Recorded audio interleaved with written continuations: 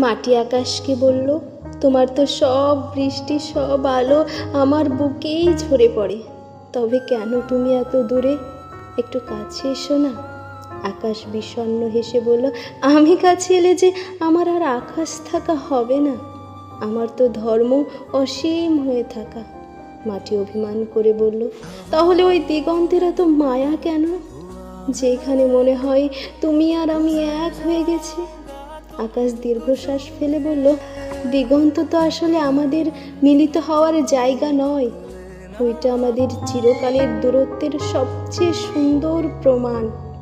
আমি বৃষ্টি হয়ে তোমাকে ছুঁয়ে যাই, আর তুমি গাছ হয়ে আমার দিকে হাত বাড়াও। আমাদের ভালোবাসাটা এভাবে দূর থেকে হবে, কাছে এসে নয়।